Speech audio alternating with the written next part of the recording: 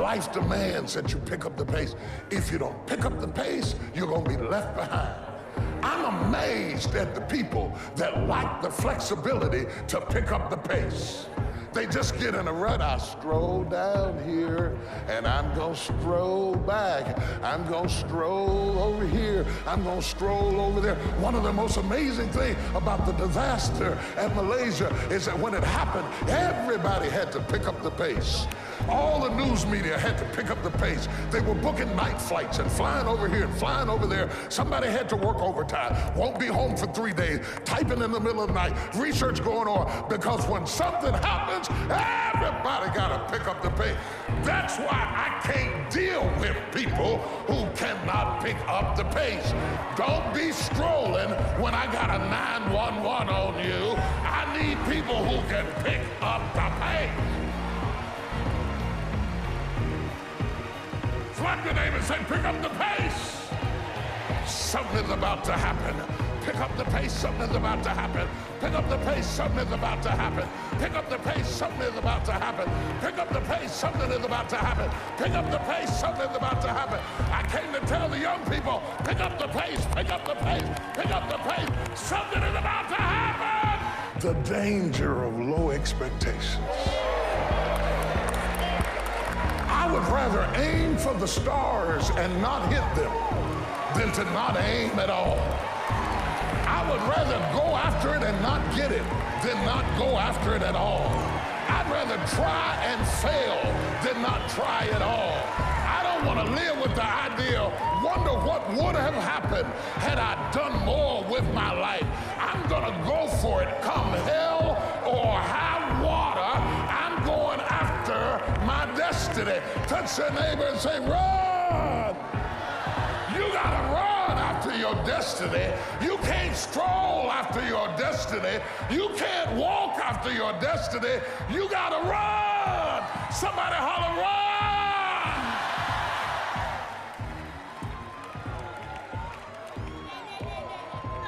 You got to run. You got to run. You got to run. You can't just wake up in the morning and let me see what's going to happen today.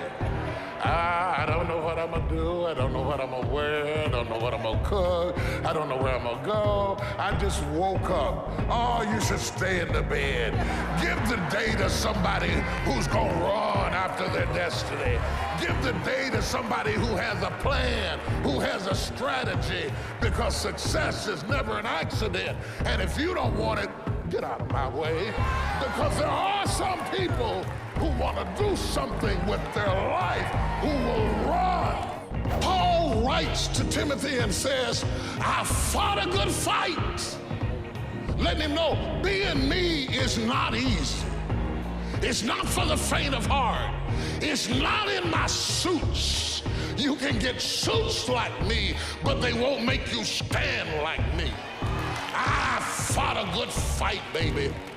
I fought one hell of a fight. Are there any fighters in here? Slap somebody and tell them I fought a good fight. I fought my way up. I fought to get to work.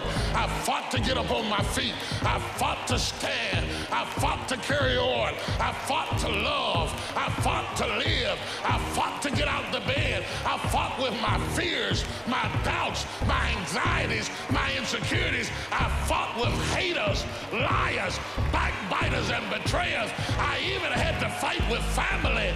And many times I laid in the bed, I couldn't go to sleep because I was fighting with myself. I fought. I know I put in it what it takes to withstand the pressure. Slap your neighbor and say, you don't know what you got. You don't know what you've got until all hell breaks loose.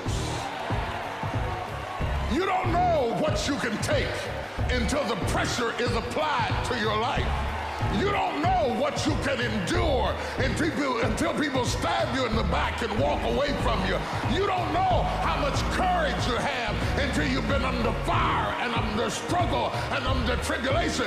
You can't learn what's in you sitting back in a lazy boy chair hitting the remote control, watching HBO and Cinemax.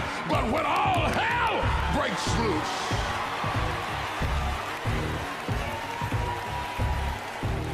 That's when you get to see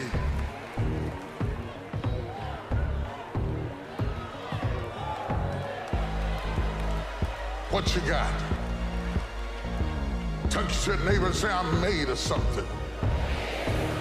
I didn't get to see the design. I didn't get to see the architectural plans, but I know I'm made of some good stuff. I can tell by the burdens I bear and the load I carry and the stuff I endure. I shock myself at what I'm able to take. It's not just that I shock my enemies, I shock myself. They said I was going to die, and I believed it. But through hell and high water, I'm still here. To be anxious is to have anxiety about something that hadn't even happened yet. Some of you are so worried by the threat of trouble. You're not in trouble, it's just that trouble has threatened you. And the threat of what might happen, what could happen, is wearing you down. Half of the things that you thought were going to happen never did happen. But if you allow those thoughts to dwell in your mind, it will succeed at robbing you of your peace, robbing you of your joy, robbing you of your life, just because you thought yourself into a nervous breakdown. You thought yourself into depression. You thought yourself into defeatism. The mind is the battleground. The fight is in your mind. So I want to challenge you to waste no more effort wrestling with other people. Oh, I lost you. I lost you. You were doing real good. I lost you. Your destiny, your future is not predicated on the decision of someone else. You wasted too much of your life trying to change other people's mind about you. It doesn't matter what they think about you. God is not going to bless you by their opinion. God is going to bless you by how you see yourself. Touch somebody and say, I believe I'm coming out.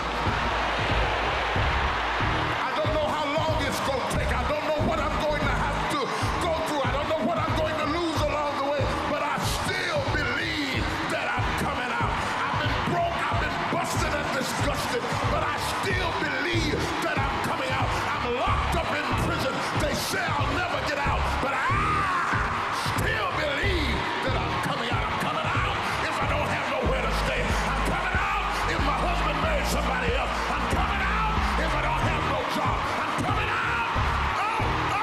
I lost a lot of stuff. I lost a lot of friends. I lost a lot of strength. I lost a lot of courage. I lost a lot of time. I lost a lot of money, but I kept down on my knees. I was still believing. Broke, I was believing. Lonely, I was believing. Betrayed, I was...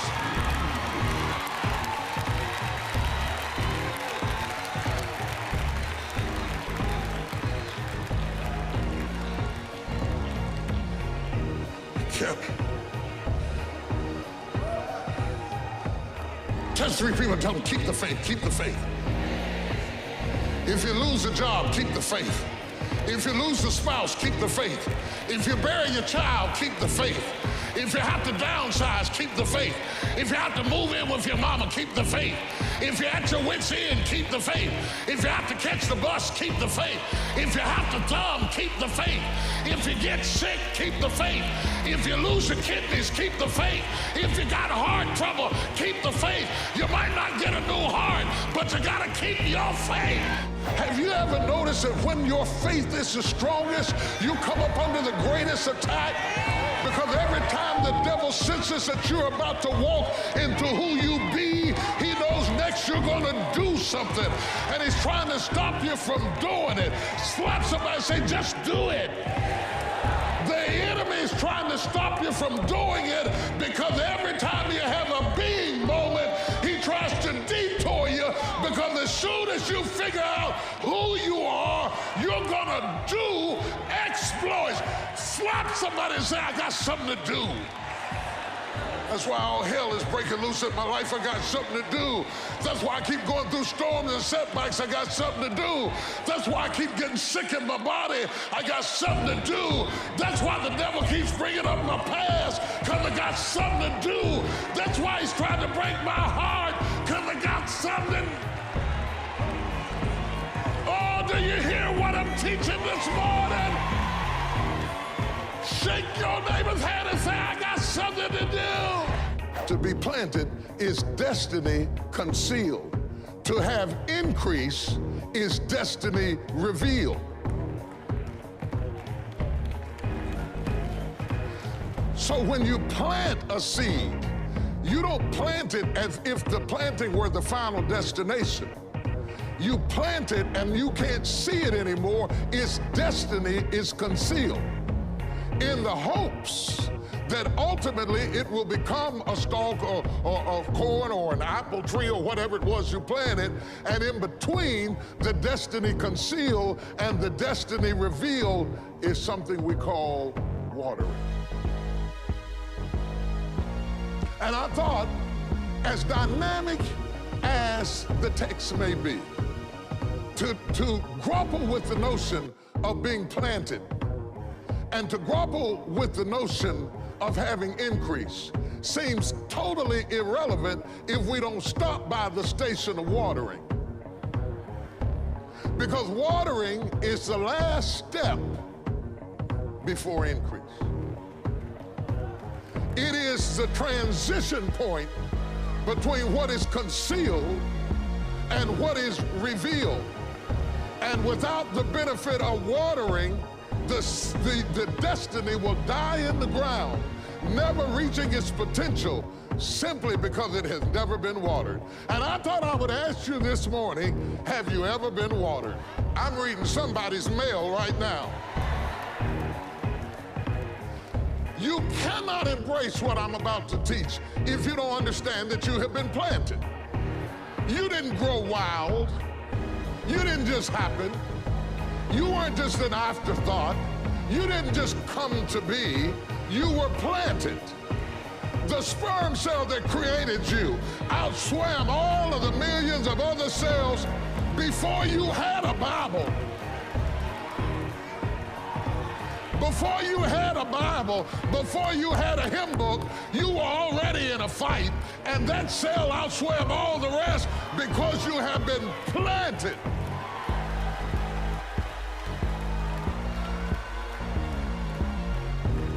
Well, I want to make the distinction about being planted because the act of planting can be confusing to the student who has not watched. Because planting looks no different from burial.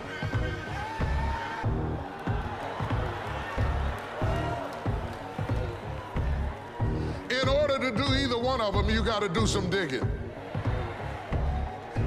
And once you dig down in the ground, both of them are concealed. But one of them has a destiny and the other one does not. You bury the dead to get rid of the body, but you plant a seed so that it can go through a transformation of coming back up greater than it was when it went down. Oh, good God of mercy. That's so good, I'm gonna come over here and say it again. When you plant a seed, you're not burying it to get rid of it. You're planting it so that it can go through a metamorphosis and come back up better than it was when it went down. How many people in this room have come up better than you were?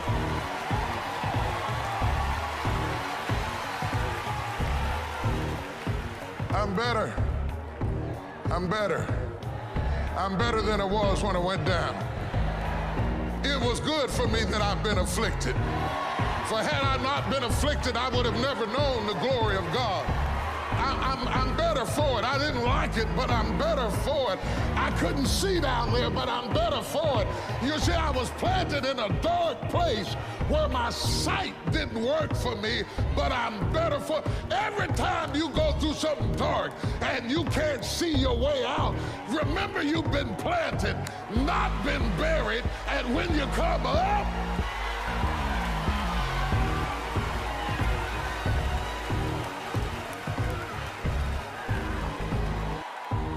I'm coming up. I'm coming up. Brother right here on the come up. I said, brother, right here on the come up. Is there any sisters in here on the come up? Are there any families in here on the come up? Are there any preachers in here on the come up? You already been through hell, already been through high water, already been planted, already been in a dark place. But just because I'm in a dark place, don't expect me to stay in a dark place. Brother, right here on the...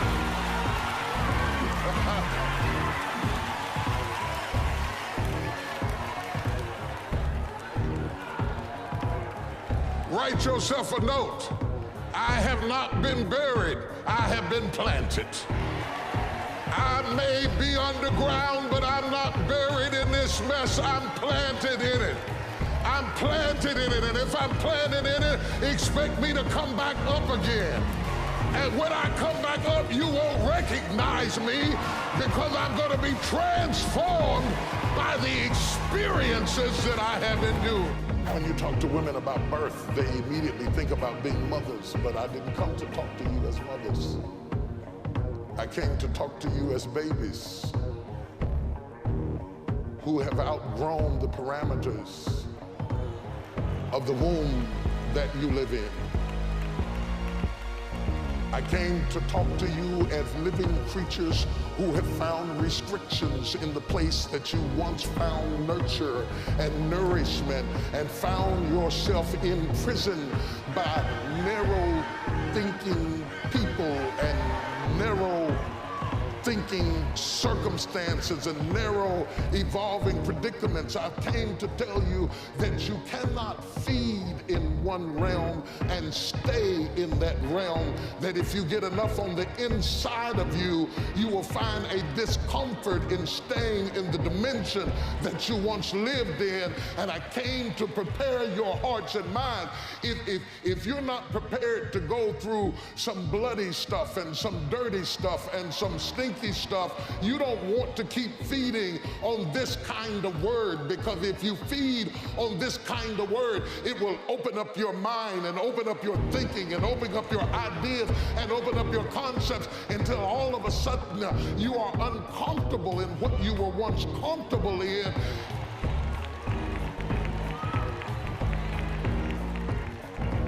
Some of you have already begun to experience you're thinking on another level, and it's causing a separation. Some of you have already begun to experience it, because what used to be funny isn't funny anymore, and what you used to enjoy, you don't enjoy anymore, and what you used to be satisfied with, you're not satisfied with anymore, and all of a sudden you don't fit in the places you used to fit in, and you don't even understand it, and they think you're acting funny, and they think you're acting strange, and they say things like, you forgot where you came from. I didn't forget it, I just can't stay in it. I can't.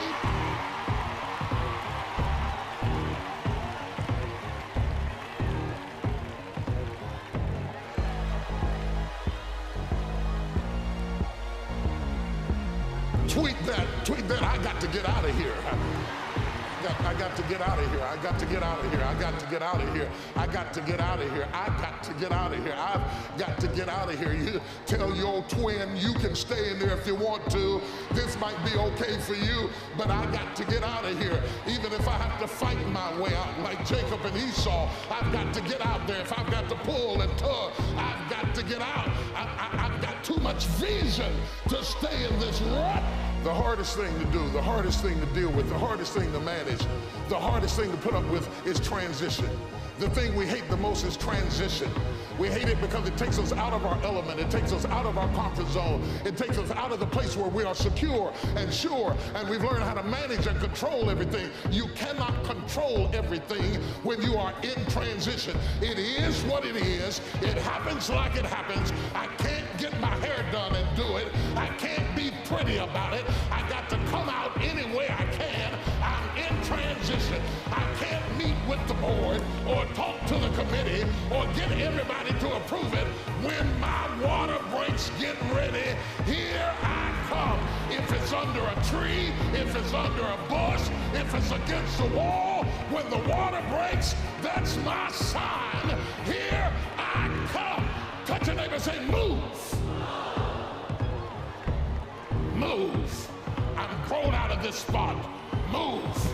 I'm coming into another dimension. Move. I see a door opening for me. Move. I see divine permission to step. Move. I see the glory of God calling me. Move. If enough people like me, then I am. How many people following you on Twitter? I got to get my following up. I got to get my friends up, because if I have popularity, ooh, you got quiet again. Let me show you how many people follow me. Do you know Bishop started following? God, Bishop followed me.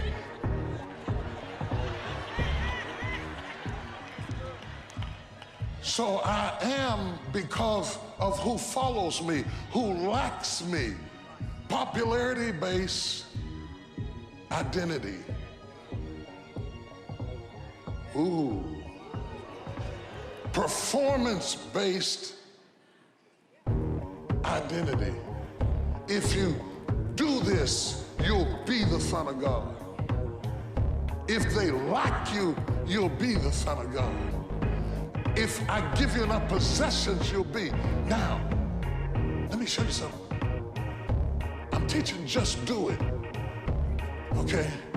And yet I'm criticizing doing it to define who you are.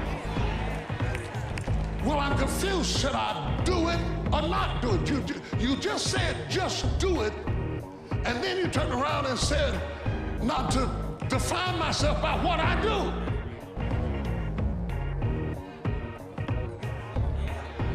Can I critique my own text? Which way is it, Reverend? Do I do it or not do it? The problem is not about doing it, it is why you do it. What I am criticizing is putting the doing before the being, so that you think that if I do this, I will be somebody. If I buy this, I will be somebody. If they like me, I will be. You got it backwards. The people that know their God shall be, and then do.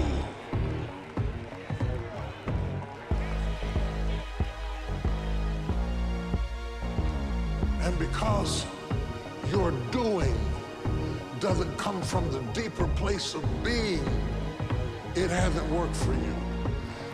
Because you are who you are, you can do what you can do. But if you're trying to find out who you are by doing things, you will never find out who you are by doing. You'll have to start with being. So, are you getting it? I want you to see this. I don't want to lose you in this, because the difference between the two determines the direction of your destiny. If you're always seeking a certain status to validate who you are, you're never going to have peace. You have to know who you are, and then you can climb to the status. You can't climb up to find yourself. You have to find yourself so you can climb up. Oh, God. You can't climb up to find yourself. You have to find yourself so you can climb up.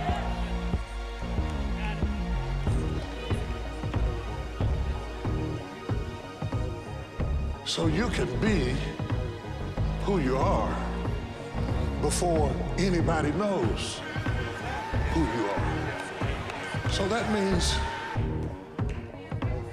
you could be rich while you're broke.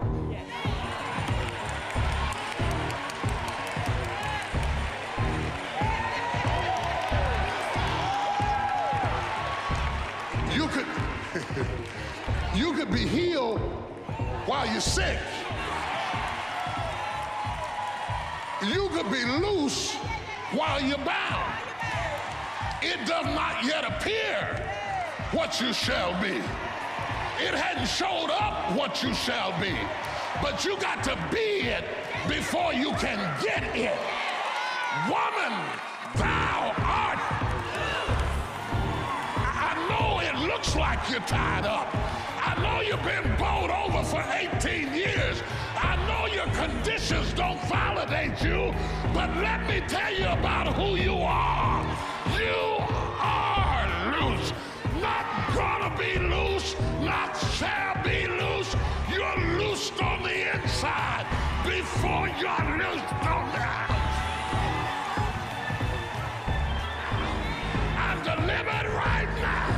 I'm whole right now. I am it, so I can do it. I can do. I came to deliver a message to every person in this room who's had a struggle, who's had some pains, who's had some tests, who's got some creative ideas, but you've gone through some really tough stuff. Let me tell you something, the stuff you've been through, don't pay it any attention. It is just a sign that the baby is coming. You're on the verge of birthing. You're on the verge of birthing. You're on the verge of birthing. You're about to give birth. I want you to touch everybody you can reach and tell them the baby is coming. The baby is coming. The baby is coming. The baby is coming. The baby is coming. The baby is coming. The baby is coming. The baby is coming. You don't want to leave me now. The baby is coming. You don't want to walk out on me now. The baby is coming. I haven't had my best idea yet. I haven't had my most creative moment yet. I haven't produced my dream yet. I don't care whether you're 30, 40, 50, 60, 70. There's something down inside of you that's still kicking inside of you that wants to get out, and it wants to live. It wants to live. The whole reason you're here today is because there's something in you that needs to be fed, that needs to be stirred, that needs to be electrified, that needs to be illuminated. There's something down inside of you crying, let me out! Let me out! Make some noise in this place! Yes, yes, yes! We are waiting on your water to break and for you to give birth to the greatest idea you have ever had. Make some noise in this place.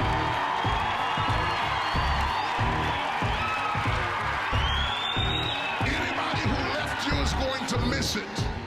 They're going to miss it. They're going to miss the greatest part of you, the greatest part of your destiny, the greatest part of your creativity. It took everything you went through yesterday to get you ready for what you are about to do today. You are standing on the verge of a great awakening, or you wouldn't be here. If I'm talking to you, make some noise in this place.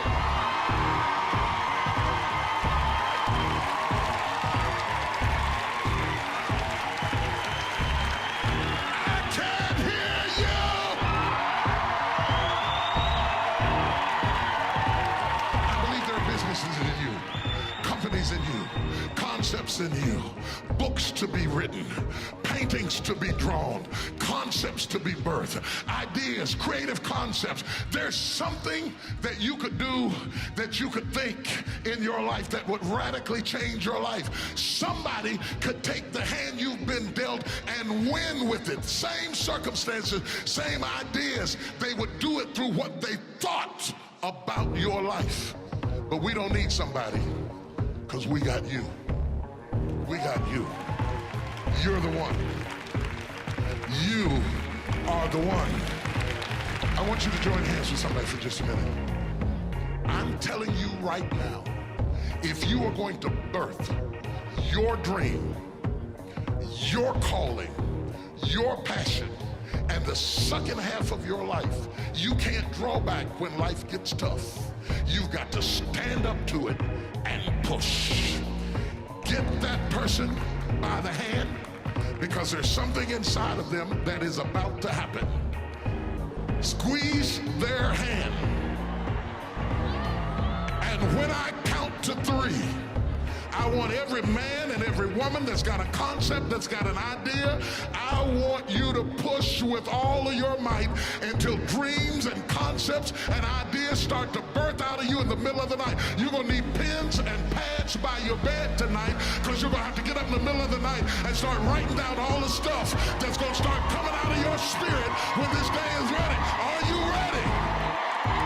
1, 2, 3.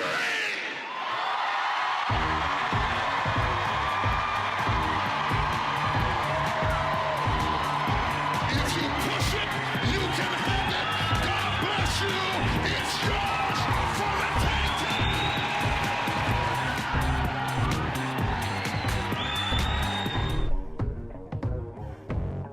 Thank you guys so much for watching. I hope you enjoyed. I'd love to know, what did you take from this video that you're going to immediately apply somehow to your life or to your business? Leave it down in the comments below. I'm super curious to find out. I also want to give a quick shout out to Surge Wisdom. Thank you so much for picking up a copy of my book, Your One Word, and doing that animated chapter review on your YouTube channel. I really, really, really appreciate the support, man, and I'm so glad that you enjoyed the read. So thank you guys again for watching. I believe in you. I hope you continue to believe in yourself and whatever your one word is. Much love. I'll see you soon.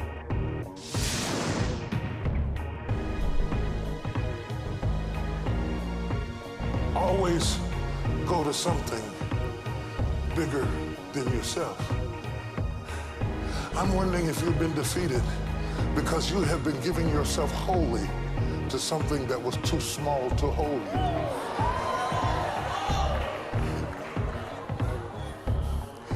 Have you thrust yourself into a glass of water? Yes, sir. Have you leaped off the diving board into a cereal bowl person? Are you not guilty of immersing yourself into things that were too small to hold your vision?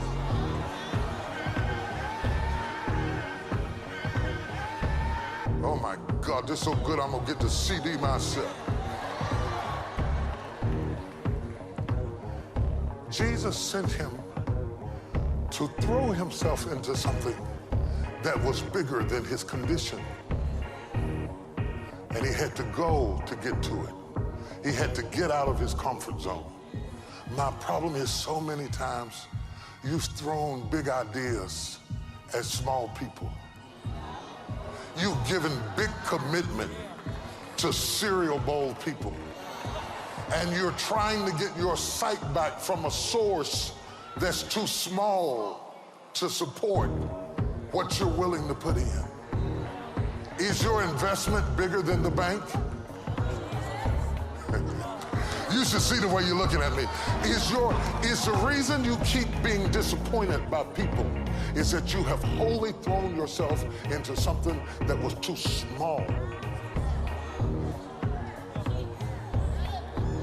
Jesus sends him to something that is bigger than himself so he can wash his eye.